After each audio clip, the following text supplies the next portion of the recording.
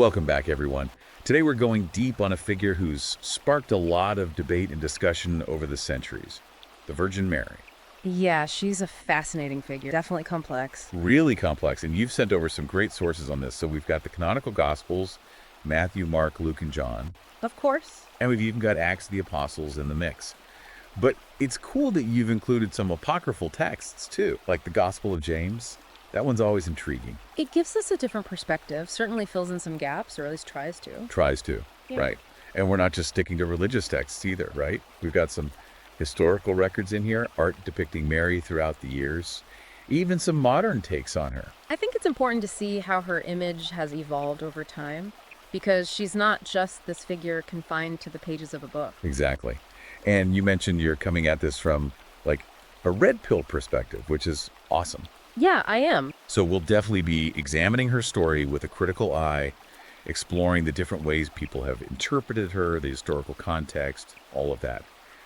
What do you think, like, when we look at the Gospels themselves? I mean, they're all part of the Bible, but they offer slightly different viewpoints on Mary. Do you think that's significant? Oh, absolutely. I think it's important to remember that these texts, even though we view them as a single unit now, they were written by different people in different places with different agenda, even if they're all trying to spread the message of Christianity. Totally. And when you add in those apocryphal texts, things get even more interesting. Like, how much can we trust those sources? Right. Well, that's the big question, isn't it? And that's part of what makes this so interesting to dive into. We have to remember that these texts weren't written down immediately after the event supposedly happened. We're talking decades, sometimes centuries later. Oh, yeah. So it's not just about Mary herself. They tell us about how early Christians understood her role. And how that role was changing as their faith developed. Exactly. These texts, they're products of their time. They reflect that evolving understanding of Mary within, like, the very beginnings of Christianity. It's fascinating, really. It is. Okay, so let's start with Mary's life, specifically those early years. Most of what we know comes from the Gospels. She grew up in Nazareth. We know that. Strong Jewish heritage. Can we paint a picture of what her life might have been like back then? We can try. But it's important to remember that we're looking back through a very long lens. But based on what we know about that time period, about life in that region, she would have had a very different upbringing than what most people experience today. Absolutely. What do you think was like the biggest difference? I think it's essential to recognize that her Jewish upbringing, that really shaped Mary's understanding of faith. I mean, imagine being raised on the Old Testament, immersed in those prophecies, those stories that form the bedrock of Jewish belief. That context, that's crucial for understanding her world. Yeah, it's so easy to forget that she wasn't just some like abstract figure in a story. She was a real person living in a specific time and place. Now, speaking of prophecy, you know, the Redpilled guide to the Virgin Mary you sent, it makes a connection between Mary's story and Isaiah's prophecy, the one about the virgin birth. Right, Isaiah 7.14. What are your thoughts on that? Well, that connection is absolutely central to how Christians have interpreted Mary's pregnancy. It's seen as the fulfillment of divine prophecy. But it also raises some really thought-provoking questions, like, did events unfold organically, and then people later interpreted them through the lens of prophecy? That's interesting. Or was Mary's story maybe shaped, even unconsciously, to fit those pre-existing narratives? It's a chicken or the egg kind of question, really. It's a question worth pondering, for sure. It really makes you think about how narratives get shaped over time. Right. And how they can be used to justify beliefs. Yeah. Okay, so we've got the Bible, we talked about that. But we've also got those apocryphal texts, like the Gospel of James. What do we learn from those? They provide some extra details about Mary's childhood, right? Yeah, they do. Things that aren't in the Bible. We get glimpses into her family life, learn about her parents, Anne and Joachim. And there's this idea that Mary was dedicated to God from a very young age. Oh, wow. It even suggests, that she lived in the temple for a time. But we do have to take these texts with a grain of salt. Why is that? Well, most Christian denominations don't consider them part of the official biblical canon. Right. Okay, so we should be a little cautious. Exactly. But they're still valuable, I think. They show us how some early Christians tried to understand Mary. They wanted to fill in the blanks. They wanted a more complete picture of her life. And these texts, they reflect that desire. It's human nature, right? Wanting to know more about the people we admire. It shows how much people wanted to understand her, even back then. Okay, so this leads us to, like, the pivotal moment in Mary's story. The Annunciation. When the angel Gabriel appears to her and tells her she's going to give birth to Jesus. The moment everything changes. Yeah. So, can you walk us through what makes this event so significant? Like, especially the idea of the virgin birth. Sure. The Annunciation, it's truly the cornerstone of Christian theology, at least for those who believe in it. This is the moment, God's plan for salvation, or at least how Christians understand that plan is set in motion. Yeah. And the virgin birth, it's crucial here. Yeah. It emphasizes Jesus' divine nature, sets him apart. And the Redpilled guy draws some interesting parallels between Mary and figures like Isis and Aphrodite. I mean, those are from ancient mythology. Yeah. What do you make of that comparison? I think it's fascinating. Because on the surface, it might seem like a strange comparison to make. But when you think about it, it highlights how the concept of a divine birth, it's not unique to Christianity. It's this recurring motif, across human history, cultures, religion. So maybe it points to some deeper human need, this need to connect with the supernatural, to explain the world around us. That's a great point. It makes you wonder about the common threads that run through human belief systems, even across different cultures. So, okay, we have the miraculous conception. And then we get to the birth of Jesus. Your sources talk about the journey to Bethlehem, the birth in a manger, the visit of the Magi, like that whole Christmas story. What stands out to you about these accounts? I think what's always struck me is the contrast. You have the divine nature of Jesus, at least according to Christian belief, but he's born into these incredibly humble circumstances. A stable, not a palace. I think that's significant. How so? Well, it suggests that God's power, or at least the power attributed to Jesus by his followers, that it can manifest anywhere. In these unexpected places. It's a message of hope, I think, for those who believe. Makes sense. Yeah. And what about Joseph's role in all this? He's often kind of overlooked, isn't he? He is. But his acceptance of Mary's pregnancy, especially given the social consequences they could have faced, I think it speaks volume. What do you think it says about him? It's a testament to his faith, his trust in Mary, and that theme of unwavering faith, even when faced with the seemingly impossible. It becomes a recurring theme in Mary's story, too. That's a great observation. Yeah. And then there's the flight to Egypt, right, to escape Herod. It shows that they weren't just these, mythical figures. They were facing real danger. Absolutely. They had to make difficult choices, just like everyone else. They had to deal with hardship. It reminds us that they weren't just figures in a religious narrative. Like they were real people. Trying to protect your family. Exactly. And that humanizes them, makes their story relatable, even after all this time. Okay, so we've talked about Mary's early life, her family, but let's shift focus a bit to her role during Jesus' ministry. The sources mention specific events, like the wedding at Cana. What can we take away from those stories? What do they tell us about Mary? Well, the wedding at Cana is interesting because it's where Mary prompts Jesus to perform his first public miracle, turning water into wine. Right. The party's running out of booze. Yeah. And Mary's like, hey, Jesus, do something. Exactly, and it reveals something about her, I think. She understands his abilities, and she's not afraid to advocate for those in need.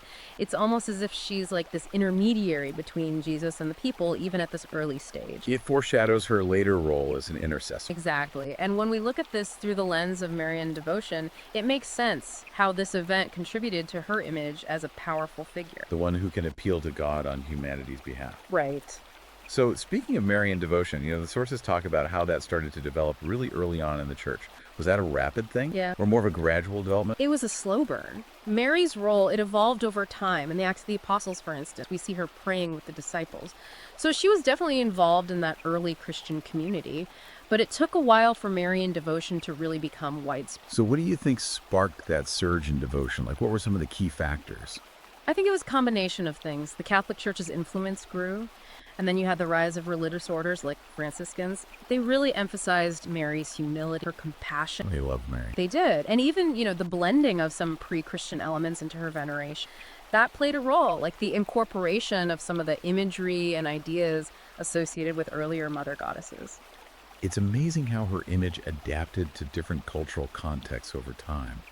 So we've covered Mary's early life and the beginnings of this devotion to her. But how did her image really transform over time? I mean, she starts as this humble woman, but she ends up as this powerful symbol of motherhood, purity, intercession. How did that happen? Well, I think that transformation really reflects broader shifts in society and religious thought. For example, the doctrine of the Immaculate Conception, the idea that Mary herself was conceived without sin, that wasn't formally defined until the 19th century. Yeah, way, way after her lifetime. So it's like her story was constantly being reinterpreted. Yeah. People were always trying to make sense of her and her role. Exactly. And when we look at it in context, it becomes clear that the Catholic Church played a huge role in shaping Mary's image, especially during the Middle Ages. They promoted her as this model of virtue, of purity. And that had a massive impact on how people viewed her. But then the Protestant Reformation happened, and that shook things up, didn't it? Big time. The reformers, like Martin Luther, they were critical of what they saw as excessive Marian devotion. They wanted to shift the focus back to Christ. And that had a lasting impact. It led to a more toned-down portrayal of Mary in Protestant art and theology. So we start to see these different interpretations based on religious affiliation. Right. And it's important to remember that those differences still exist today. They do. And what about the Enlightenment? Did the rise of reason and skepticism change how people thought about Mary? Oh, the Enlightenment definitely challenged traditional beliefs. Mary's image was caught up in that too. Some Enlightenment thinkers were skeptical of her story. They questioned the miracles, the supernatural elements, but others, they focused on her human qualities. They emphasized her role as a mother, a woman of faith, trying to navigate a difficult world. So again, we see this tension between the divine and the human aspects of her story. That seems to be a constant theme. Okay, so we've covered a lot here. Mary's early life, the development of devotion to her, the evolution of her image. And in part 2, we're going to delve into how she's been depicted in art, music, and even modern culture. It's a huge topic, but it'll be fascinating to see how her story still resonates with people today. It's amazing how Mary's image, her story, it's gone way beyond just religion. You see her everywhere. Art, music, she even pops up in pop culture. It's true. She's become this, universal symbol, and people connect with her for so many different reasons. Well, let's talk about art. I mean, you sent over a ton of examples. We've got everything from those classic Renaissance paintings to some really modern interpretations. Yeah. When you think about how Mary's been depicted in art history, what are some of the most iconic images that come to mind? Well, you can't talk about Mary in art without mentioning the Madonna and Child. It's been a major theme since, the very beginning of Christianity. Those images of Mary holding the baby Jesus, they just resonate. They do, and some of the most famous artists in history have tackled that subject. Oh, yeah. Raphael, Michelangelo, Leonardo da Vinci. I mean, they created some absolute masterpieces around this theme, and they still captivate people today. They really do. I think those Renaissance masters had a way of capturing something, about Mary's divine nature. She always looks so ethereal and radiant in their painting.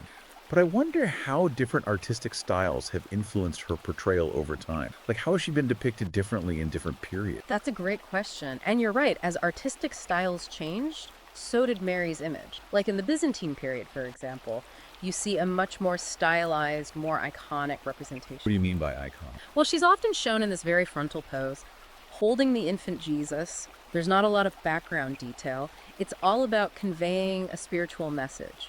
Almost like an icon, as the name suggests. Then, with the Renaissance, you get this shift. It's all about realism, expressing human emotion. Mary becomes more relatable, more compassionate in these depictions. It's like each era kind of projected its own values onto her image. It's fascinating. What about more modern art? How do artists today approach depicting Mary? Well, modern and contemporary art, they often take a more conceptual approach, more abstract even. It's not so much about creating a realistic image. So what are they trying to do? They're using her image to explore different themes. Femininity, spirituality, sometimes even social justice. You see artists who are challenging traditional representation, and then others who are drawing on that iconic symbolism but giving it a modern twist. I like that. It's like she's become this blank canvas for artists to explore their own ideas about her. Okay, so we've talked about art. Let's move on to music. Mary's obviously been a huge inspiration for composers, especially in sacred music. Oh, absolutely. Marian hymns and chants, they've been a central part of Christian worship for centuries. What are some of the different ways composers have used music to express their devotion to her? I mean, you see everything from the very simple beauty of Gregorian chant to the complex polyphony of the Renaissance. The range is just incredible. Can you give us some examples? What are some of the most famous pieces of music that are dedicated to Mary? Oh, there are so many to choose from, but a few that immediately come to mind. Bach's Magnificat. It's a powerful one. Mozart's Ave Verum Corpus, that's just beautiful. Yeah. And Schubert's Ave Maria, that's probably one of the most well-known Marian pieces. I love that one. It's so haunting and evocative. And it's been used in so many different contexts. What about modern music? Has she made her way into any contemporary genre? Definitely. You see pop artists, like Madonna, Lady Gaga, even Florence and the Machine. They've all referenced Mary in their music. And they're often using her image to explore themes of female empowerment, spirituality. Sometimes it's even about rebellion, like challenging traditional norms. It's amazing how she keeps popping up in different musical genres, even outside of religious music. All right, so we can't talk about Mary's influence without mentioning pop culture. You even included some examples in the sources you sent. We've got Madonna's Like a Virgin, and the film Hail Mary. I mean, what do you think draws people to use her image in these more secular contexts? I think it's the symbolism. Mary embodies so many different things: motherhood, purity, compassion, strength, even rebellion. She's become this archetype, and artists, creators, they can tap into all of that to express all sorts of emotions, all sorts of ideas. It's like she's this cultural shorthand for these really complex concepts. And sometimes those interpretations can be controversial, right? I mean, think about Madonna using Mary imagery in like a virgin. That definitely pushed some buttons. It did. And I think that controversy shows another side of Mary's legacy. She provokes debate. She challenges norms. Whether it's through art, music, or pop culture, her image, it gets people talking about faith, about gender, about sexuality, even the role of religion in modern society. She's like a cultural lightning rod, isn't she? She is. She attracts both admiration and criticism, which is pretty remarkable for a figure whose story is so old. It really is. Okay, so we've seen how Mary's image has shown up in art, music, pop culture. But how has her story influenced traditional views of gender roles, like the concept of domesticity? That's a really important question, and it's one that's been debated for a long time. You know, on the one hand, Mary's image has often been used to reinforce traditional gender roles. She's the ideal mother, the perfect wife, submissive, devoted to her family, and that portrayal has been used to support the idea that a woman's place is in the home. Right, that whole cult of domesticity idea. But your sources also mention how feminist scholars have reinterpreted Mary's story. Yes, they have. And those feminist interpretations, they often highlight her strength, her resilience. They point to her willingness to defy social norms. I mean, she accepts her role as the mother of Jesus, even though she knows it could have serious social consequences. And they see her as someone who navigated a very patriarchal society. And she found ways to assert her own will. So you've got these two very different narratives about her, each reflecting different ideas about gender and about what it means to be a woman. Exactly. And that tension, it's part of what keeps Mary's story so compelling. She can be claimed by different groups, used to support different agendas, and her image keeps evolving as societal attitudes about gender and religion change. It's like she's a mirror, reflecting our own changing ideas about these things. Okay, so we've discussed Mary's impact on art, music, pop culture, even gender roles. But what about her relevance to modern spirituality? I mean, do people who aren't necessarily religious find meaning in her story? Do they connect with her? Oh, absolutely. For a lot of people, regardless of their religion, Mary represents certain qualities: hope, compassion, strength, resilience.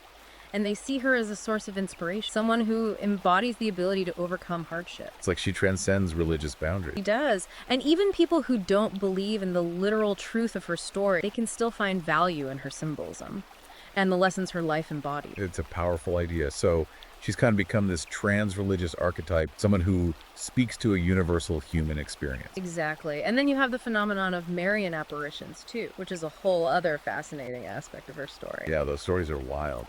People all over the world claiming to have seen Mary appear to them.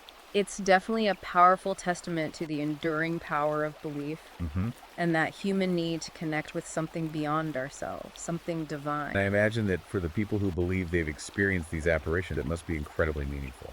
Oh, absolutely. It can be life-changing.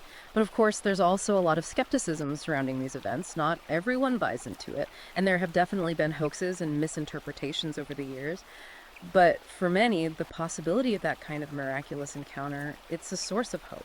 And the stories, they get passed down. They become part of the tradition. It's a reminder that faith often operates on a different level than reason, and that Mary's image, her story, it still holds this incredible power, even in a world that's becoming increasingly secular. It's interesting, right? We've been talking about how Mary's become this, almost universally beloved figure, but even with all that devotion, there are still some people who aren't totally on board. They have reservations. Oh yeah, there are definitely critiques of Marian devotion. Always have been. What are some of those criticisms? What are the main points of skepticism that people raise? Well, some of it comes from a purely theological standpoint. There's this concern that focusing too much on Mary takes away from the worship of God.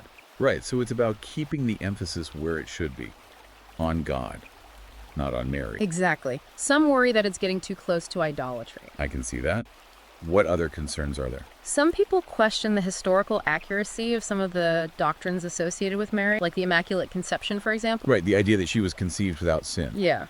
Some people see that as a later addition to Christian theology, something that's not really supported by the Bible itself. So it's about sticking to the original texts, being more historically accurate. Right. And then there are some psychological critiques of Marian devotion, too. Oh, interesting. Like what? Well, some suggest that relying too heavily on Mary as an intercessor, it can actually be detrimental. How so? Well, the idea is that it prevents people from developing their own direct relationship with God, from taking responsibility for their own spiritual growth. So it's about finding that balance, avoiding that kind of dependence. Exactly. And I think it's important to engage with these critiques, even if we don't agree with them. They make us think critically about Mary's role in faith. I agree. It's all about having that nuanced perspective. Okay, so we've done this deep dive into Mary, her life, how her image has evolved over time, her impact on art and culture, even the criticisms of Marian devotion. When you step back and look at it all, what are the key takeaways? What's the big picture here? I think the biggest takeaway is that Mary's story, it's far more complex than it might seem at first glance. She's not just a static religious figure, she's a dynamic symbol. And she's been shaped by so many different forces, cultures, historical periods, religious beliefs. She's constantly evolving. Even today. Exactly. And I think that's what makes her so fascinating. She's a reflection of us, really. Our beliefs, our fears, our desires. Whether we see her as a model of purity, or a symbol of strength, or a testament to the power of faith, she resonates with us on a really personal level. At least she does for a lot of people. I think her appeal lies in her ability to speak to these universal human experiences. We all face challenges. We all search for hope. We all wrestle with the big question. And Mary's story, with all its layers and interpretations, it gives us a framework for exploring those things. She's a lens through which we can examine our own lives and the world around us. I like that. Okay, before we wrap things up, is there one final, thought-provoking idea that you want to leave our listener with?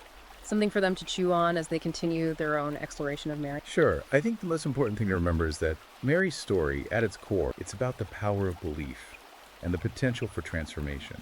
That potential exists in all of us. Whether we see her as divine or just as a historical person or even just as a cultural symbol, she makes us think about how our beliefs shape our lives and how those beliefs influence the world. That's a powerful point. It's not just about Mary herself.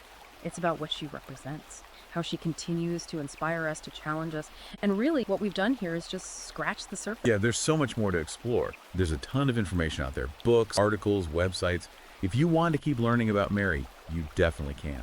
And for our listener who's specifically interested in that red pill perspective, we highly recommend checking out the Redpilled Guide to the Virgin Mary. You can find it on Amazon Kindle and Google Play Books. It's a really interesting read. It might make you question some of your assumptions about Mary's story. Great recommendation. And we'll be sure to include those links in the show notes. Thanks for joining us on this fascinating deep dive. We'll be back soon with another one. Until then, keep exploring, keep questioning, and keep searching for those red pill truths.